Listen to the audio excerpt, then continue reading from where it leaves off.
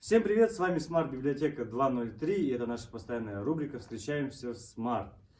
И сегодня наш выпуск посвящен недавно учрежденному празднику, указом президента России, Дню Отца. И сегодня у нас в гостях Иван Тарасов Эрелик. Привет!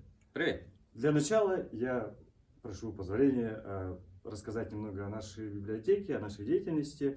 Мероприятия библиотеки у нас проходят в дистанционном режиме. Работает читальный зал по предварительной записи. Заказ книг осуществляется через сайт ЦБС или по номеру 31 85 80 с добавочным номером 3. Приобретайте наши читательские билеты. Вы можете их приобрести у нас у дежурного врача на первом этаже. Мы находимся на Ларионова 12А, Смарт-библиотека 2.0.3. И подходя к теме нашего сегодняшнего выпуска, в указе президента России говорится, что День Отца установлен в целях укрепления института семьи и повышения значимости отцовства в воспитании детей. С историей этого нового праздника вы более подробно можете ознакомиться на нашем сайте и в наших социальных сетях. В Инстаграме, в том числе и в ТикТоке, Ютубе и так далее. Ну и представим нашего героя более подробно. С нами, как я уже говорил, Иван Тарасов Эрелик, автор и ведущий передачи «Тыннар Бургон», редактор радио «Тетим», музыкант, выпускник исторического факультета Якутского государственного университета, член Союза журналистов Российской Федерации и, конечно же, он многодетный отец. Вот. Как настроение? Нормально. Ты в первый раз у нас в библиотеке или уже был? Да, я в первый раз, просто мимо проходил 2 или 3 раза. Что ты можешь рассказать нашим зрителям, читателям о нашей библиотеке? Ну, вообще замечательно, очень современно. Я бы ходил бы, если жил бы в этом районе, можно так сказать, да? Библиотеку. Надо посмотреть еще. Я просто первый раз нахожусь внутри этой библиотеки. То есть у тебя нет сейчас пока читательского билета? Да, правильно? нету. Мы тебе его обязательно сделаем после интервью. И есть такое приложение Литрес. Там можешь потом получить доступ от нашей библиотеки. Кстати, и все читатели и зрители тоже. Где можно бесплатно за счет библиотеки скачивать платные книги, аудиокниги в том числе. Вот, это замечательно, если есть аудиокниги. Я в последнее время все больше слушаю. И работа моя заключается в этом, наверное, это тоже как редактор радио. Так как наш выпуск посвящен именно Дню Отца, расскажи, каково это быть отцом армии пацанов? Ну, не армия. Насколько я знаю, у тебя 4, по-моему. Да, пока, да, 4. Быть отцом — это здорово, во-первых. Ну, так принято, что несколько лет тому назад у нас в России определили, что если семья имеет 3 и более детей, является многодетным. До этого было 5, по-моему. Ну, как бы я отцом стал довольно рано. Мы со своей супругой поженились в студенческие годы. И вот когда заканчивали наш альма-матер, мы получили диплом и первенец сразу же. И это, получается, мне было тогда 23, по-моему, лет, и, соответственно, моей супруге. И оттуда и начинается как бы мое отцовство. Ну, отец, родитель, во-первых, да. Ну, в моем понимании, самое главное, родитель должен быть рядом с ребенком. Всегда. Ну и остальное все потихо приложится, и человек обучается быть родителем. Да. Чем занимаетесь с детьми? Вот какой ваш подход к воспитанию? Может быть, вы занимаетесь спортом? Или музыкой, творчеством? Первое время, вот насчет музыки, у нас как бы большой пробел, потому что я не приобщил пока. И не собираюсь, может так сказать, да. Но все обязанности отца утром с 8 у нас начинались, допустим, спортивные секции.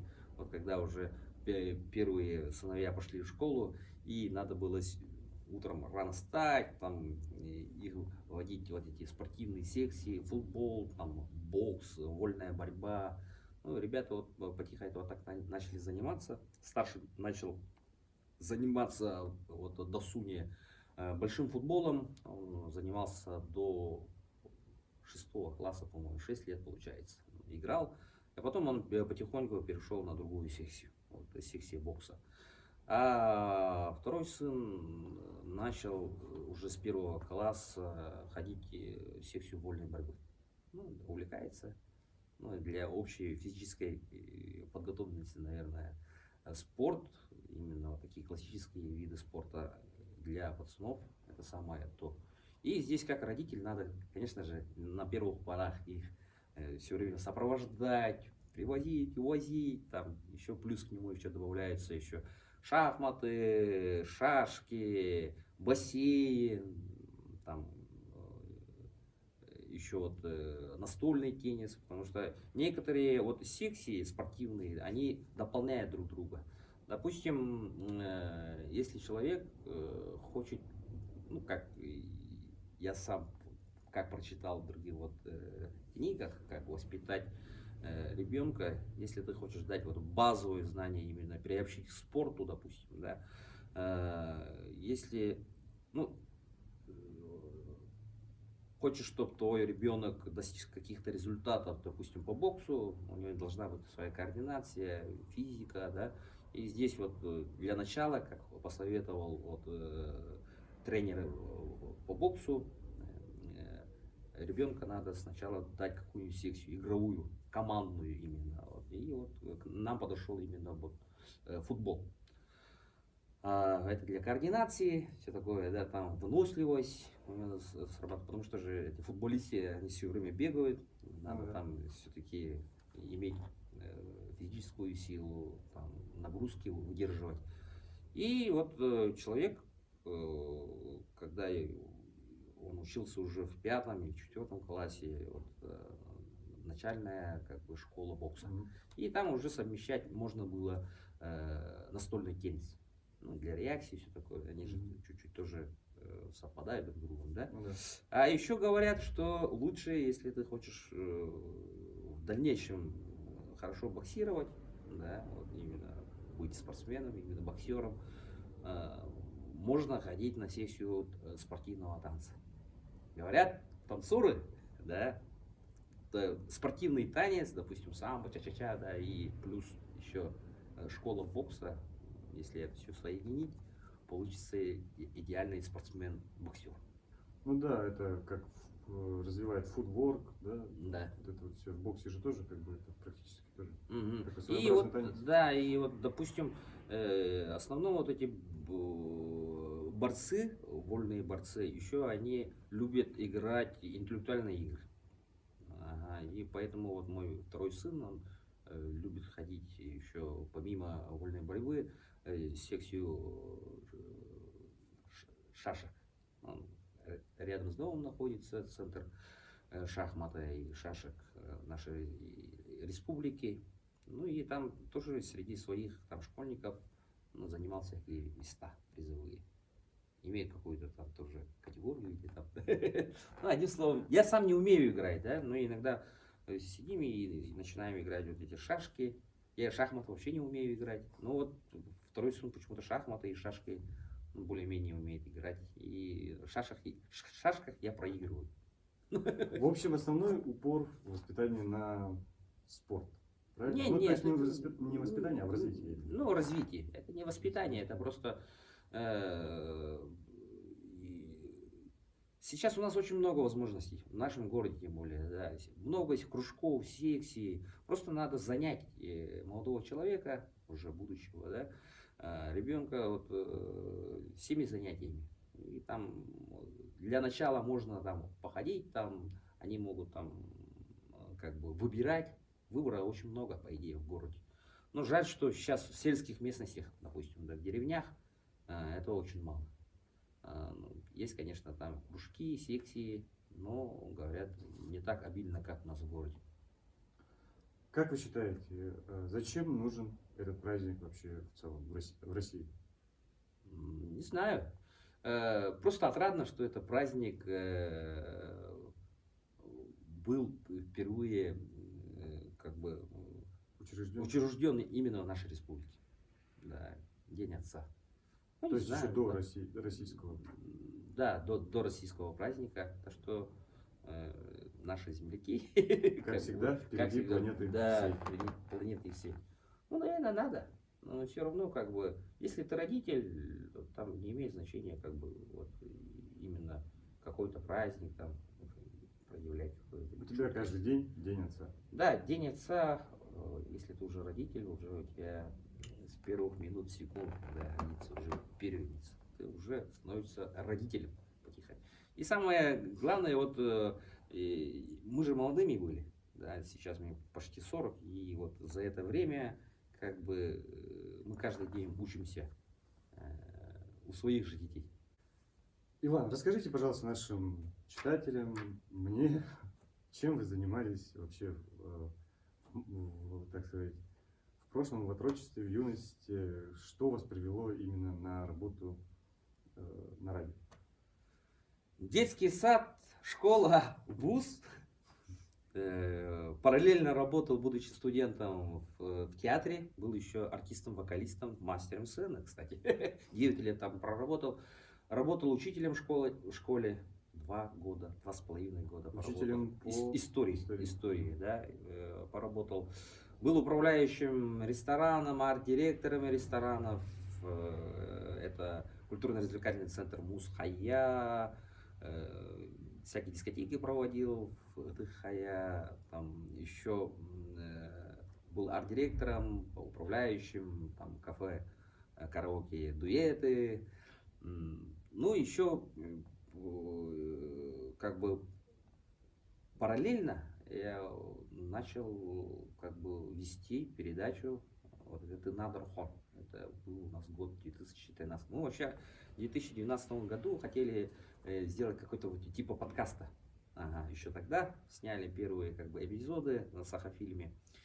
Но у нас как бы что-то там не случилось, потому технически со стороны, если смотреть, было очень сложно. Не как сейчас, как бы проще, да, тогда было как-то недавно как бы это происходило, но технические возможности были чуть-чуть посложнее. Потом это все перекочевало на радио, потом подключилось телевидение, и в 2017 году меня пригласили в качестве редактора на радио. И вот до сих пор пока работаю. Радио Тетим. Ну, это республиканское радио, радио Саха Тетим, если так. Официально НВК Саха, республиканское радио Саха Аради, это Тетим Аради. Я тебе очень благодарен за передачу «Ты на Горгон», потому что для меня, как для пианиста, очень большая возможность, как для музыканта, исполнить такое большое количество произведений. Это большой опыт для меня, потому что опыт он бесценен.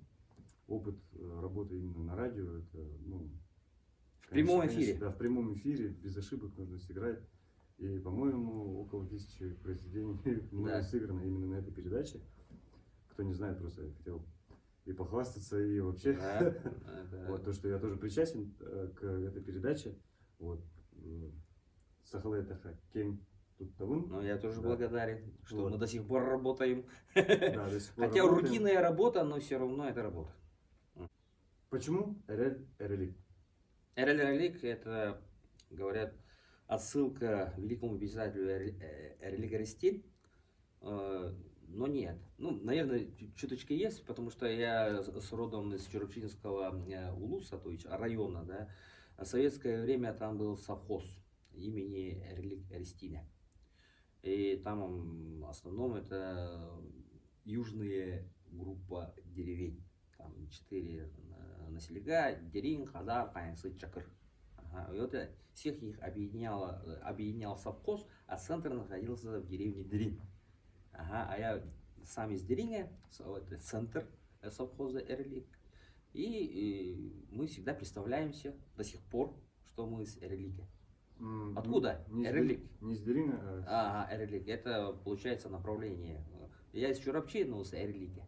Ага, и поэтому вот Эреликтер, это все, кто родился, вырос или в Деревне, или в Чакыре, или Хадаре, или Хаясыкка. Вот, и это совхозы, и поэтому. А Эрель, это имя, была такая книга в 90-х годах, и там были якутские имена, разделенные на месяца, там, по дням, чисто, да. Можно даже найти эту книгу и там найти свое настоящее якутское имя. Родился какого-то числа, и у меня именно число, месяц, имя Эрель. Вот, Эрель и Эрелик. Это Откуда? якутское имя и откуда? Из Чурапчи. Практически как у вегетарианцев, Да. да? Расскажите о своей текущей деятельности именно в творческом таком плане. Сейчас в нашем радио уже год работает как бы рубрика, не рубрика, а передача «Культурная волна», которая выходит 2 раза в неделю. Еще есть к нему приложение внутри этой передачи на якутском и на русском. Я как бы ведаю полностью этой культурной волной. Ага, и второй журналист это Григорий Шмаков на русском, который, да.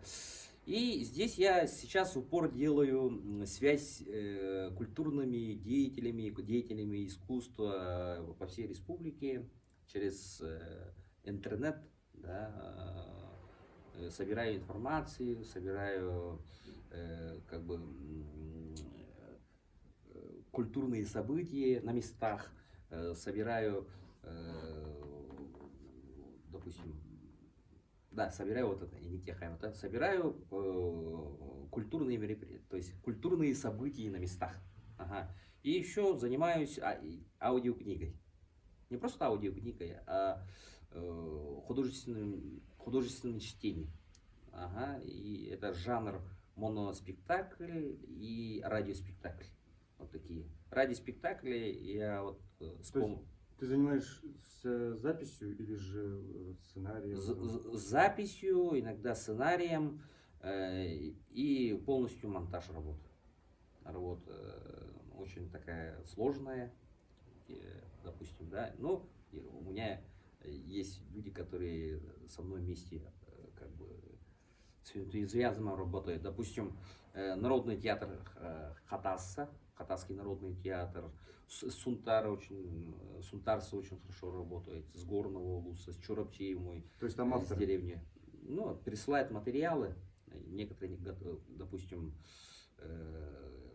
которых надо еще дооформить, доделать и пустить на эфир. И сам тоже как бы в последнее время начал читать аудиокниги в художественном варианте. Можно сказать, это даже моноспектакли. Прочитал вот переводы Джека Лондона «Кусок мяса», «Мексиканец», «Бурные речки Клондайк». Сейчас доделываю повесть Виталия Бьянки «Мурзук». Ну, «Мурзук» у меня, наверное, уйдет еще месяц. Буду доделывать. Сам читаю, сам монтирую. И в эфир, наверное, пущу. Ну, через месяц, наверное. В лучшем случае через 2 недели. Она уйдет где-то по хронометражу, это где-то около 30, 3 часа где-то примерно. 3 часа работы. Серьезная такая работа. Да, серьезная работа. И, допустим, сейчас у меня готовы 40 минут. Я потратил где-то около 3 недели. Только на 40 минут. И еще вот планирую в дальнейшем тоже заняться переводами. Есть такой очень интересный современный писатель Андрей Геласимов. Вот. Он, кстати, был в этом зале. Ага, кстати, здесь. Да. Ага. И вот наши писатели перевели вот, рассказы, повести, да. И вот я хочу или сам прочитать, или найти артиста из Сахатеатра, чтобы он прочитал повесть, не повесть, а рассказ, по-моему, был, да? Рассказ «Жажда». Тамак Кадыда. Там в 2 вариантах есть переводы на якутском. И она может выйти как вообще такой нормальный моноспектакль. Ну, я сейчас сам занимаюсь именно вот внутри этой культурной волны именно чисто переводами. Потому что оказалось, что на радио эта ниша была пуста. Именно чисто перевод.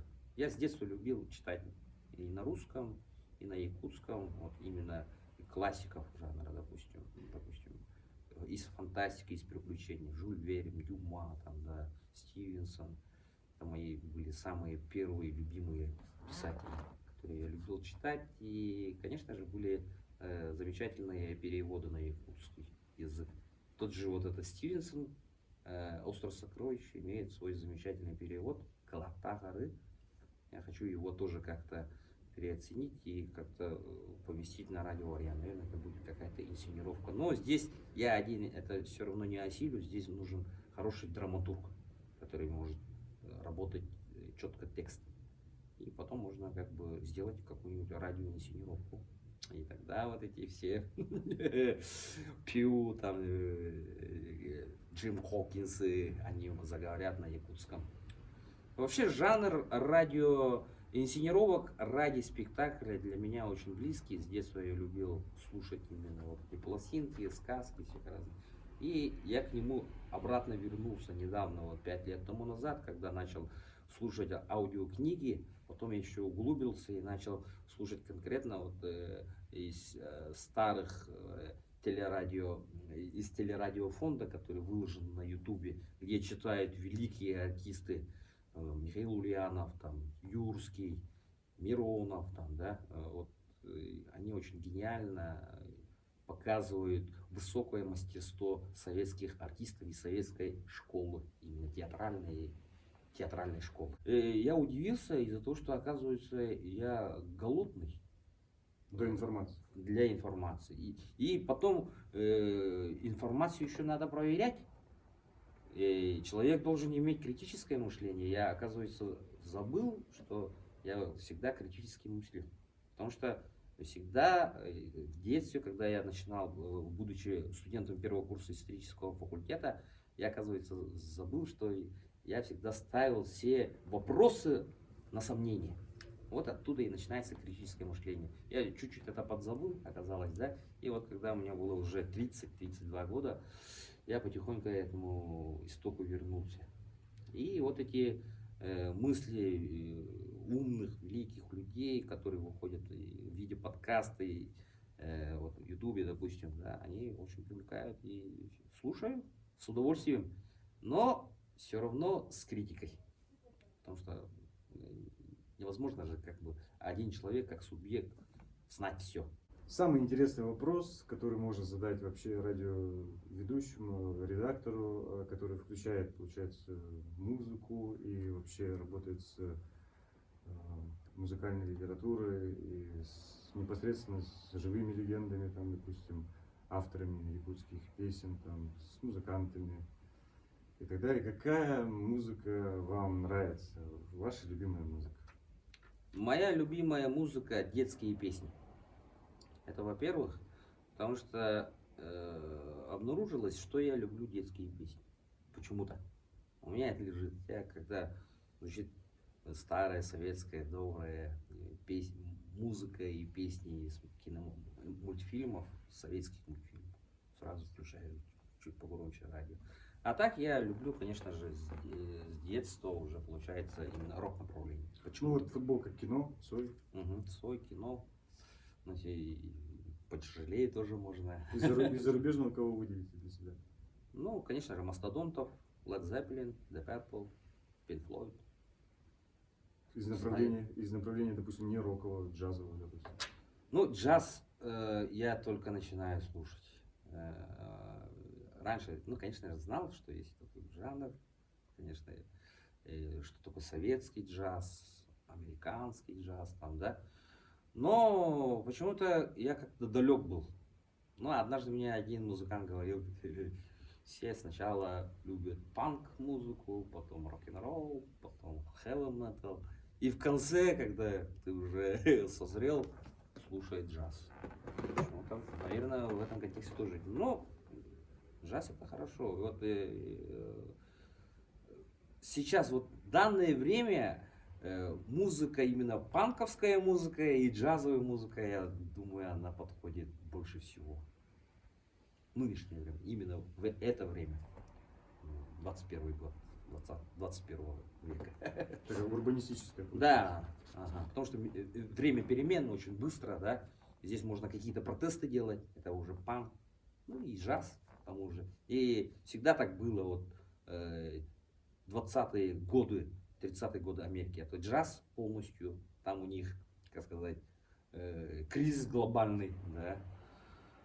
В Англии тоже это 70-е, 80-е годы протесты, из гаражей вышли музыканты, начали протестовать, и появляется музыка в виде панка. И также у нас в России после развала Советского Союза. Ну вот перемен, допустим, тот же Виктор. Ну, как говорят, это постпанк получается, да, но именно чисто панк в чистом виде они в 90-х годах тоже очень сильно выходили. Возьмем даже Юрия Клинских, допустим, да, Хоя. Ну и вот так получилось, что именно время имеет свою музыку, свой темп, свой ритм. И в моем понимании сейчас эта музыка, по-моему, именно джаз, она сейчас выходит вверх и имеет очень дальнейшее развитие и будущее. Так что, Егор, ты в правильном направлении. А что насчет классики, допустим? О прошлом, если так говорить, о прошлой музыке. Брамс. Вот. Брамс это круто. Да, Моцарт, Бетховен, там Бах, слушай, но почему-то у меня Брамс, она как-то вот именно этими венгерскими, цыганскими мотивами, да, этими шутками. У меня когда вот слушаю, иногда вот, меня очень устаю, я включаю Брамса и слушаю именно вот старые вот эти венгерские, цыганские, ну, цыганскую музыку, и я уже представляю, что у них там вообще прикольно происходило. И это все отражается в этой великом произведении великого композитора. Да, это все есть. Если вы хотите поднять свое настроение, слушайте Брамса. Если не секрет, что вы планируете в плане своей творческой деятельности, ну, на ближайшие 5-10, можно на 100 лет вперед? Хочу развить еще раз поставить жирную, хорошую точку именно в плане передачи «Ты нам дракон». Я хочу, чтобы эта передача шла именно в живом исполнении, чтобы там играли джазовые, рок, оркестры, все оркестры нашего города и не только нашего города, да, а чтобы они как еще 70-е того века, да, играли вот на ТВ и на радио, именно на онлайн, как принято сейчас. Это да? очень глобальная такая задача, мы к ней немножко еще вернемся. Ну, это будущее, ну, да. получается. Немножко еще вернемся к этой теме, именно передачи радио, то есть передачи «Ты на дракон». По другим, допустим, направлениям в творческой деятельности, какие еще у вас планы? Ну, я планы и аудио. Ага. Планирую как бы все-таки дособрать и конкретно работать со своей рок-группой. У меня есть рок-группа, рок-поп-группа, если так точнее быть, да. Но здесь уже концепцию, что мы можем играть, что мы можем петь, какие солисты могут быть, что будет интересно, мы уже это все придумали. Там все есть, там концепция, все. Просто в плане нехватки музыкантов у нас в городе очень сложно, и все время жду людей, которые загорятся. Есть у нас как бы друзья, музыканты из группы, но не хватает. Егор к нам не присоединяется, не хочет, он в своем джазе. Обидно! А что в плане записи, допустим, своих песен? Это очень сложный вопрос. Очень сложный вопрос. Я очень придирчивый именно в музыкальном плане исполнения. Да. Оказалось, что я не умею до сих пор петь песни, именно записываться. Это записывать свой голос, это совсем другое искусство. Оказалось. Я это уже лет 20 лет тому назад. Как бы. Я думал, что есть студия, микрофон, там фонограмма звучит, и человек поет. И слушаю я, это не искренне, это не то. И сейчас вот я набираю до сих пор как бы свой репертуар. она очень много раз менялась, да, и хочу создать свой индивидуальный репертуар. Ну, уже есть несколько песен, которые я должен исполнить. Это не просто там простые песни, там «Я тебя люблю, ты меня не любишь». Да. Ну, там более такие зрелые, хорошие песни. Возвращаясь к теме вот, передачи Тенар Даргон и вообще вот этого всего направления, да, какое ваше видение музыкального будущего Якутии и чего не хватает в этом плане, вот, музыкальном, техническом, вот, как это сказать, в организационном плане вот, музыкальной жизни, что не хватает вот, именно в Якутии? В этом плане у нас пока последние 20-летия нету глобальной музыки, глобальной песни, которая вошла в сердца всех жителей республики, не только жителей России. Это может быть исполнитель, да, или это может быть какой-то коллектив, ансамбль, да, который бы покорил какой-то вот определенный Олимп, и который можно было в плане рок, если даже посмотреть, да, якутский рок, это у нас всегда были как бы это первые пионеры, это группа Чолбон, Айтал Серге, все получается, да, и до сих пор на нем и стоит как бы якутский рок. Как же группа 103, допустим? Ну, 103 это как бы продолжатели получается.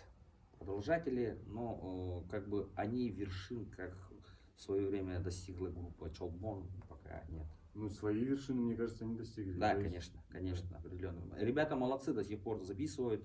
Вот 2-3 дня тому назад у нас была премьера, замечательный первый, ну, как бы, композиции из группы 103.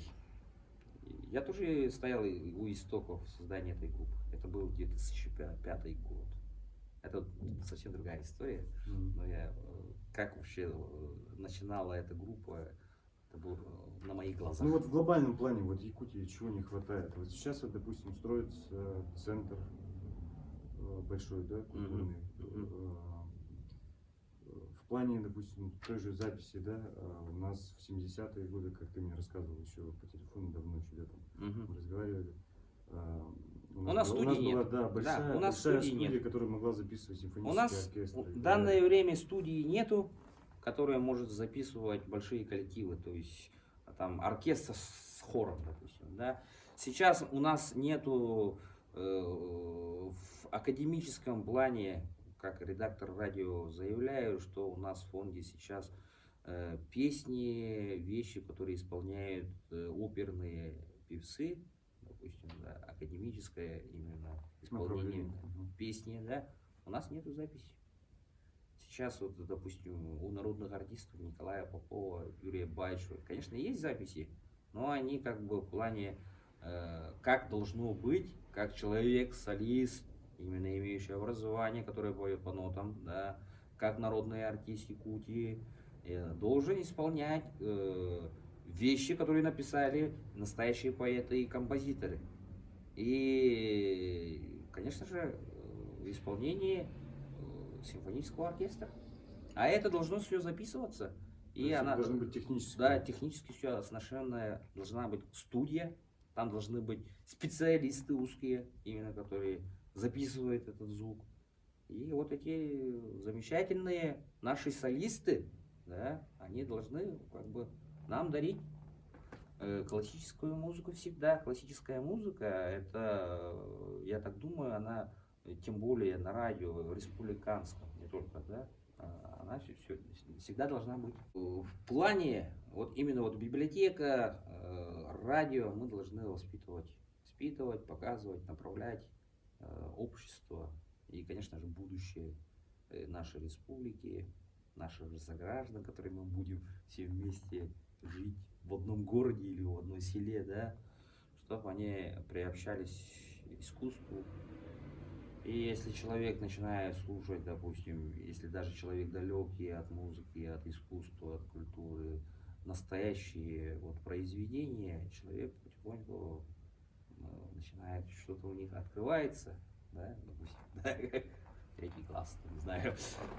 И вот ну, каждый человек все равно может найти для себя да, что-то может найти. И одним словом, если когда есть спрос, если так в плане рынка, если так посмотреть. Если есть спрос, значит есть предложение. Мы должны сначала сейчас всем... И, наверное, такое поколение будет. Неизбежно. Потому что нету такого понятия, что полностью деградация полностью пойдет. Все боятся этого, все боятся, что именно мы не сохраним культуру, язык, этого не будет. Она все равно обратно все вернется, и высокое искусство все равно будет цениться как золото, платин, алмаз. Так что надежда всегда есть. Ну и по традиции блиц-опрос, нужно отвечать максимально коротко, ну не обязательно. Готов?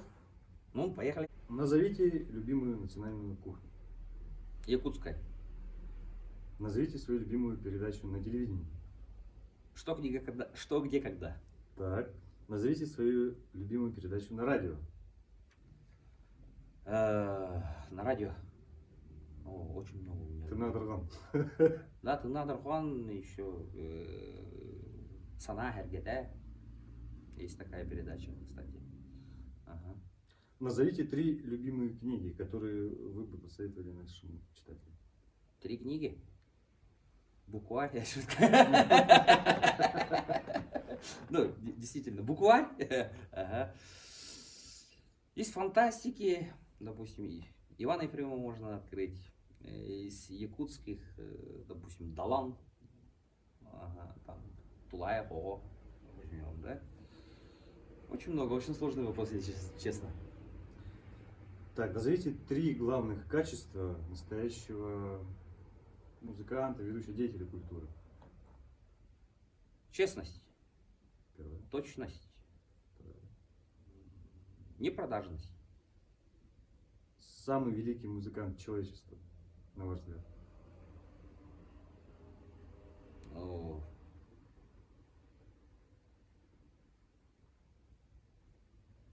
Свиридов, наверное. Почему? Потому что это и есть классика, это и есть рок. И это как-то очень современно, индустриально, как-то звук, темп эпохи. Где был самый красивый рассвет, который ты видел? На родине. Если увидишь падающую звезду, какое желание ты загадаешь? Вот так падает, ох, да? Да. Смотрите, звезда! Какой-то миру мир. С вами был Иван Тарасов. Всем пока.